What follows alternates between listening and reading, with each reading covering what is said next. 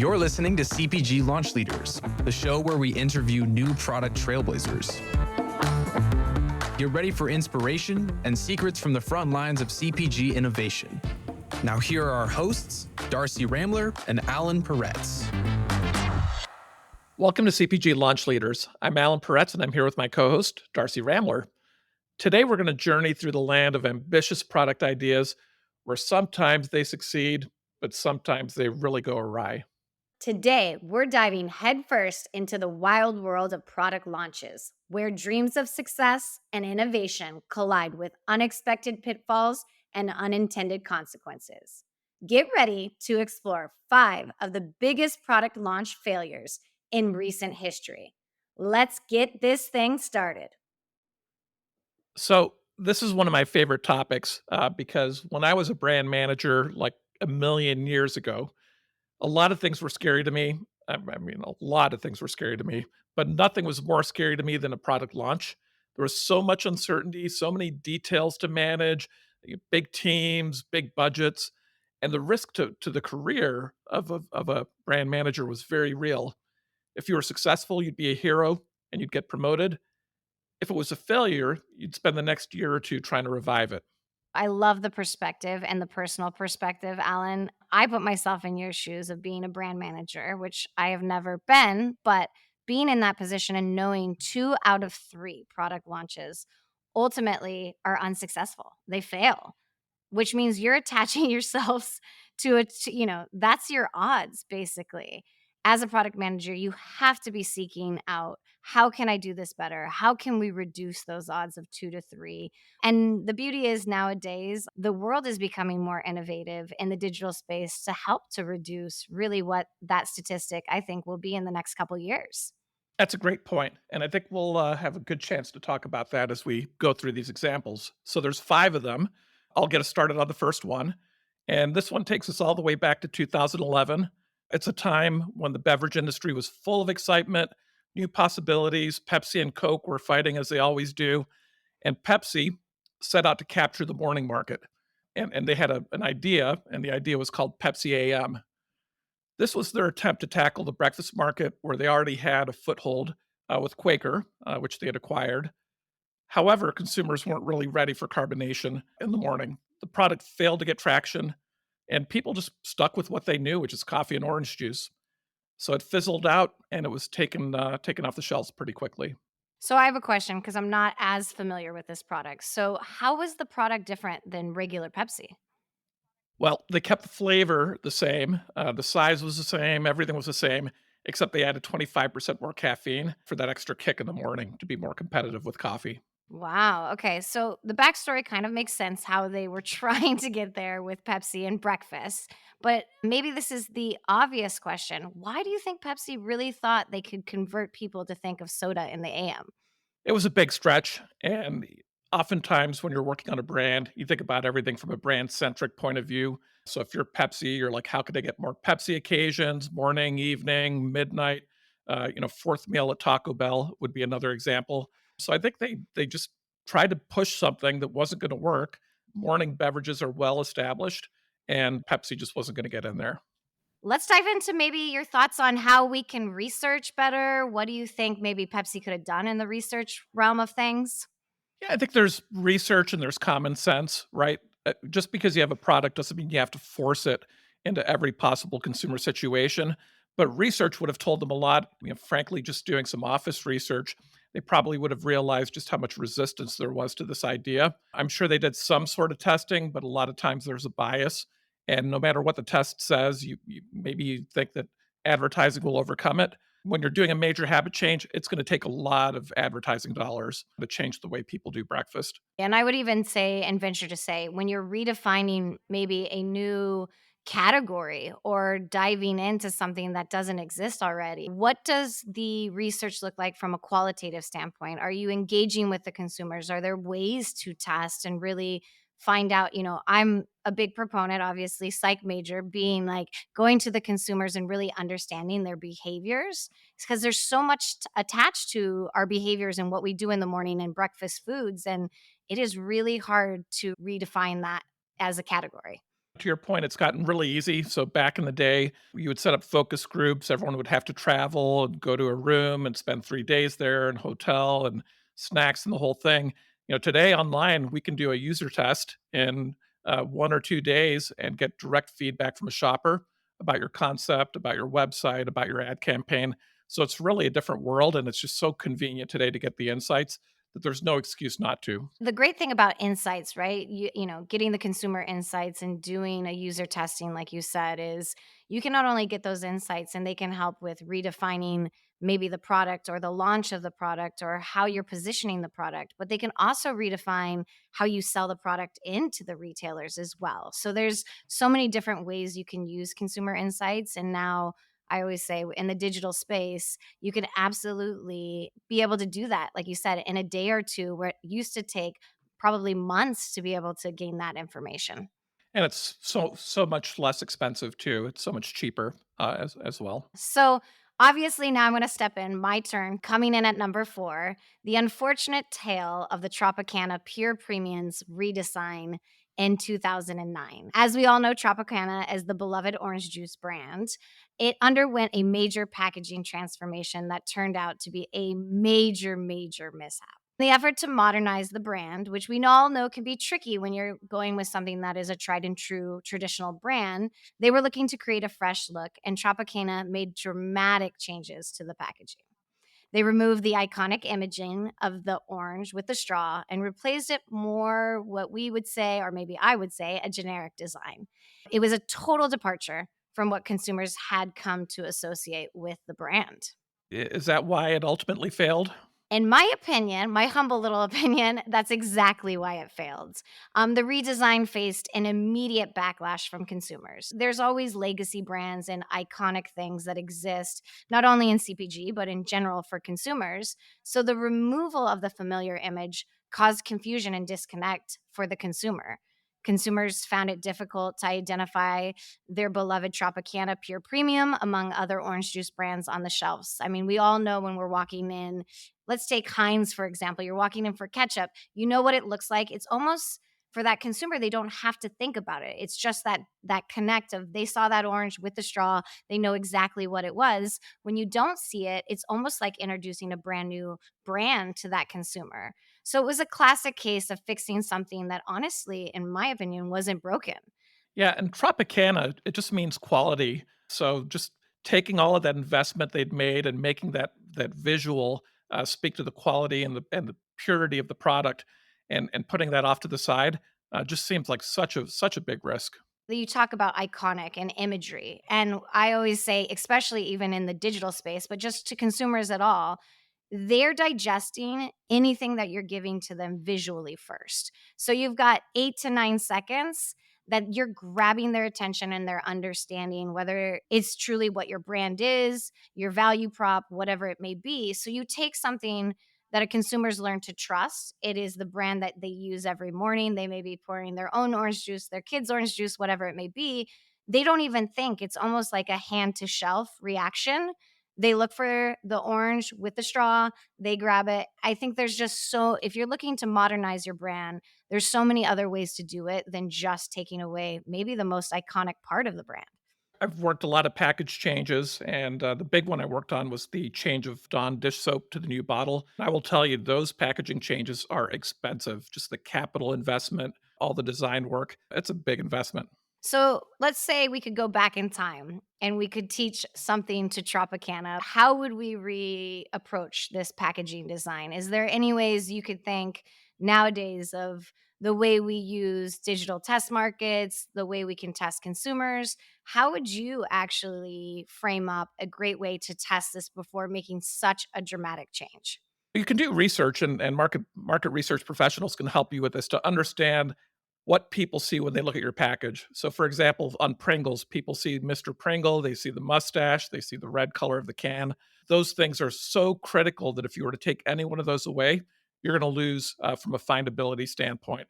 That's what Tropicana should have done. That orange and straw was such a big part of who they were that getting rid of it really, really hurt them. It seems like one where even virtual shelf testing, so asking the shopper to look at a shelf on a computer screen and find the product, might have helped them identify the issue. Hi, Jesse. What brings you to the airport? Mike, I'm off to the headquarters to share an update on the big launch. Oh, I've heard it's selling really well. Care to share your secret? Well, just between us, it's all thanks to Bold Labs. Their exclusive digital test market research allows you to optimize your product, marketing, and pricing before the big launch. That sounds fantastic. How can I learn more? Just visit www.boldlabs.com. It's all right there. This is the final call for Flight 723 to Chicago. Looks like we'd better go. Thanks for the tip, Jesse. See you soon, Mike. And remember, Bold Labs is ready to help your product soar. Number 3 on our list is another carbonated beverage. It's Coca-Cola Black. And when I say black, it's spelled B-L-A-K with a funny accent over the A. I'm not sure what you would call that. But anyway, a very stylized name. And this launched back in 2006. Do you remember this one, Darcy? I do, because I have to admit, I am a Coca-Cola girl, not a Pepsi fan. So sorry to all Pepsi fans out there. I have to say I did not try it, but I do remember hearing about it with a little bit of a question mark in my head when hearing what the taste was going to be about. Yeah, well, it sounds like they were trying to do the same thing that Pepsi AM was doing. So they came up with a carbonated beverage. It tasted different. It actually tasted like coffee, so coffee flavored soft drink.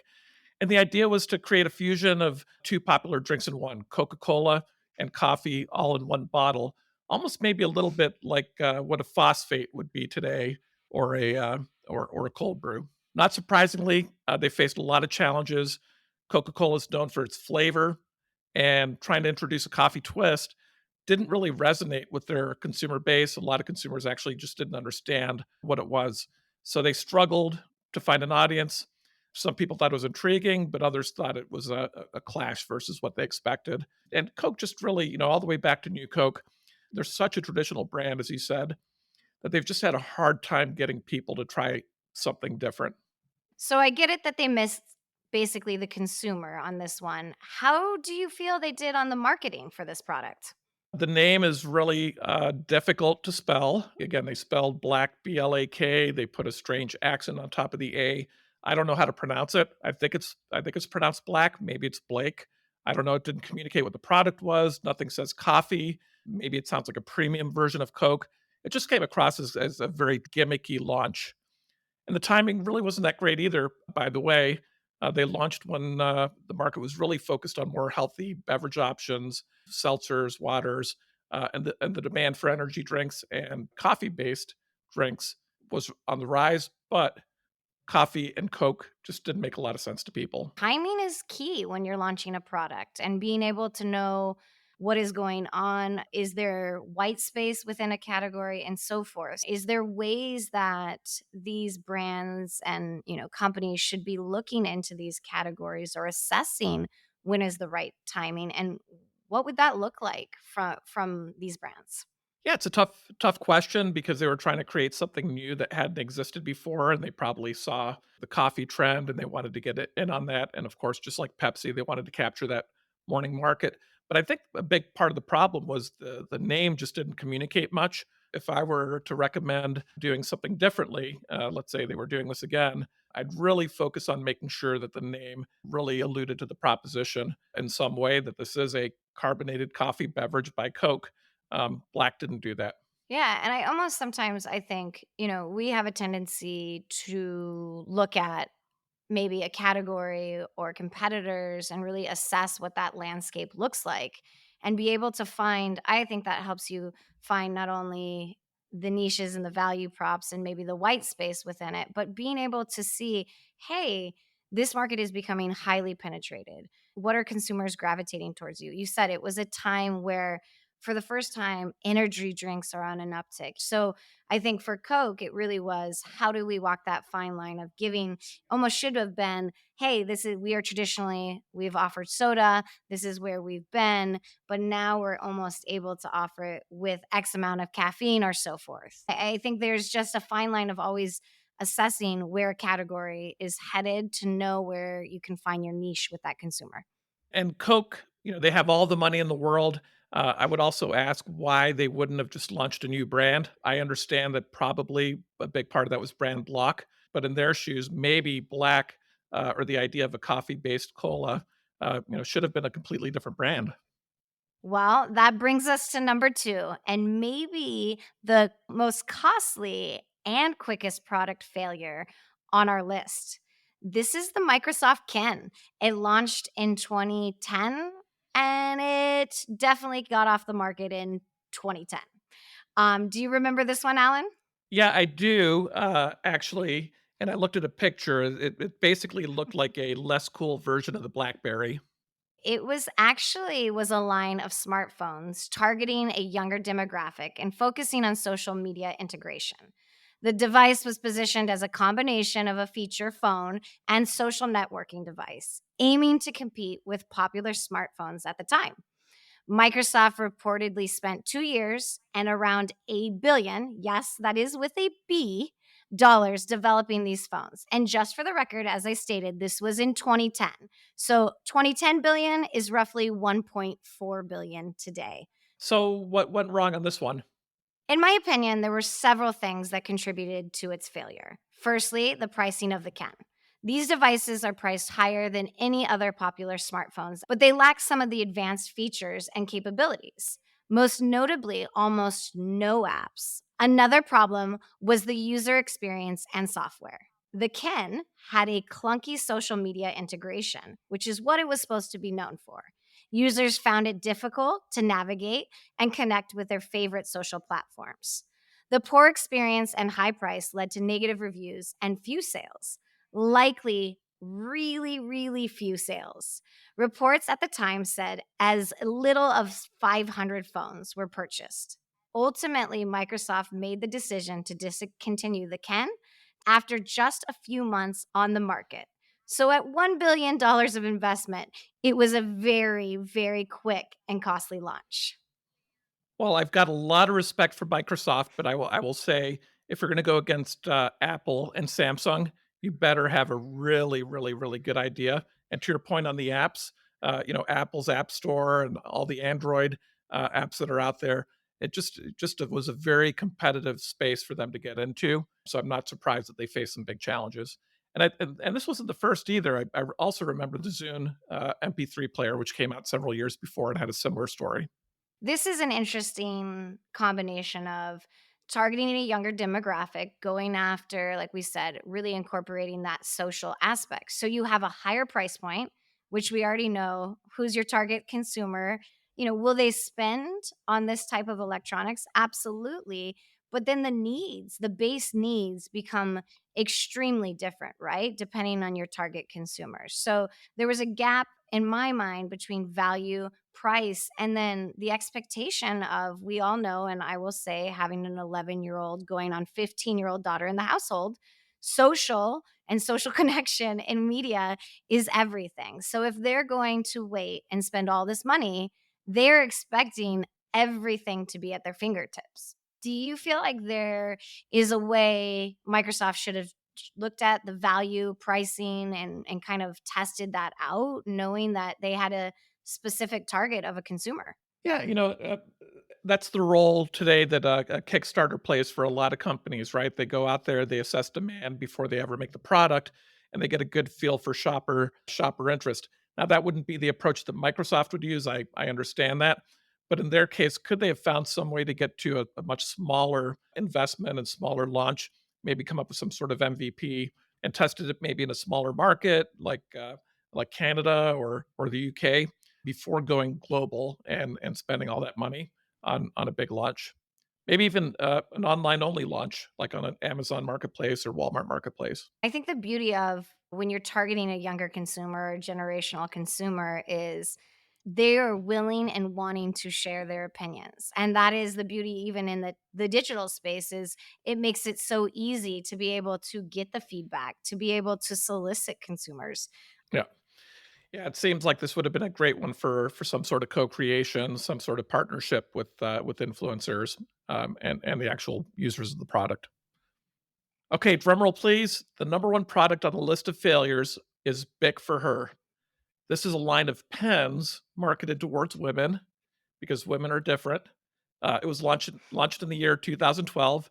They feature designs that were perceived as more feminine with pastel colors. slimmer barrels, and a softer grip. I know you're going to be shocked by this, but I'm going to have quite an opinion on launching a product that is putting something for her and basically making it in a, let's say, we can't hold a pen the same way. We need a softer grip. Our colors need to be lighter. I just am a little shocked in 2012. We were maybe putting the female persona in such a box here. I'm kind of disappointed, Darcy, because I bought a bunch of these on eBay as a gift for you. I guess it's not going to really be appreciated. But the marketing of the pen was cringy as well. Big for Her emphasized the suitability for women's hands because women have different sized hands, and highlighted the delicate and stylish appearance. The intention was to offer a pen option that would cater to what Bic thought were women's preferences and needs. I mean, I guess it really does take like the term man hands in a very different direction for Bic. But I'm going to just go out on a limb here and say there maybe was a bit of a backlash or a swift and very loud reaction from the female consumer. Yeah, there was definitely a big backlash pretty much across the board, as well as some very sarcastic reviews, which you can find on Amazon if you go look for them today. So I may have done a little research and found some of these reviews and just want to highlight a few that I thought to be pretty amazing.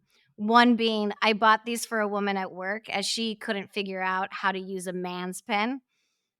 Another one who wrote, I gave these to the men in my office and they all received pay cuts. I don't know the answer to this, but hopefully they didn't price these higher than regular big pens, because that would just be another version of the pink tax that consumers pay when they're buying other types of products like razors. You can misstep once. You don't want to be misstepping twice on this one. So, not surprisingly, this one was discontinued pretty quickly too in 2016. It's worth pointing out that it did have some decent sales velocity initially, and the lavender one in particular was liked, but overall the launch was a failure. So, was this a victim of bad product positioning, naming, product design? What do you think, Darcy? I think there's a fine line you tread, right? Anytime you're going to get super targeted with who your consumer is, you have to be really focused on, hey, what is the benefits? What actually can also be looked at as maybe not being a benefit, but actually targeting the consumer and the way that they're looking to detach from. And I think there's a lot of cultural sensitivities, there's a lot of things that happen within society that when you're launching a product or a brand, you have to really look at maybe some of that goes into a little bit more of the social norms and things that happen. I always look at the Nikes of the world. People have put women on a platform now that it's saying, don't call me emotional, don't single me out, don't make me different. So I think there's a lot to be said, especially, maybe we were heading into an era of that. And I give that to Bic on this, is that we weren't at the peak where we are now, but it definitely is a major message for brands these days, is that women, it's all about equality, obviously. And women are looking to be perceived a little bit more of less of the, I want to use the man's pen as I have every right to use the men's pen, and maybe I use it a little bit better than the men do. So I think, brands have kind of shifted their message track Yeah. and how they're going about launches now. And it is very, a very sensitive line that they walk when you are going either male or female with product launches. I'm trying to think about the strategy for this one. Was this about market share? Was it about getting household penetration? Obviously not, because people use pens already. I think what this probably was a ploy for more shelf space. So they probably felt that by creating a gender split in pens, they could convince buyers to take on more space. They're a big player in razors too. How do you think, Big for Her sounds like a silly idea. Mhm. And usually when something sounds like a silly idea, there's probably some risk associated with it. But how do you feel that pens and razors were a different story? She wants to be understood, right? She wants to be heard. If you can define why a razor is different, I don't understand what it's like to shave my face.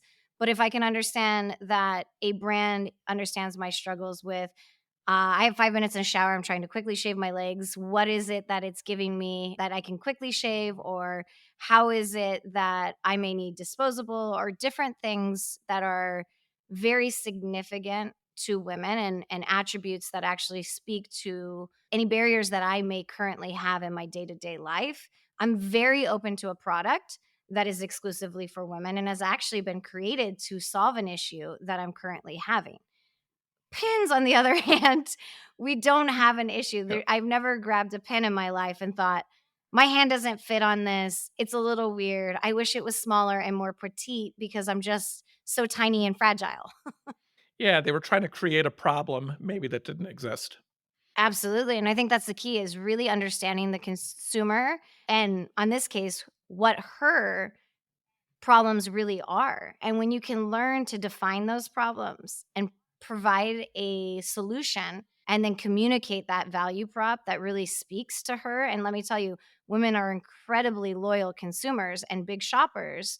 She'll be your biggest fan at the end of the day when you solve a major problem that's at hand. And you know as well as I do because we work with a lot of them. But marketers are so great at convincing themselves of things. They know how to convince others. Sometimes they convince themselves. I imagine this is one where the whole team really felt like this was the best idea. I think that's the reason we do the podcast, right? This is a serious roundup of some product missteps, but they're great brands and they're legacy brands. And it's interesting to see how even well-established brands can sometimes get it wrong and sometimes in a very costly way. I love your point, Darcy. These guys all took huge risks. They probably didn't need to take risks that were that big. They could have taken it step by step and maybe saved a lot along the way. It's a great lesson for any company, the big ones like the Pepsis and the Cokes and the Microsofts, but also small companies too. Darcy, that's a great way to end the conversation today. Thanks to you, thanks to the listeners, and we'll look forward to seeing you next episode. Thank you. You've been listening to CPG Launch Leaders, a show from Bold Strategies Incorporated. Don't miss the next thrilling launch story. Follow the podcast on your podcast player now. Please give us a rating, leave a comment, and share episodes with your friends. Until next time.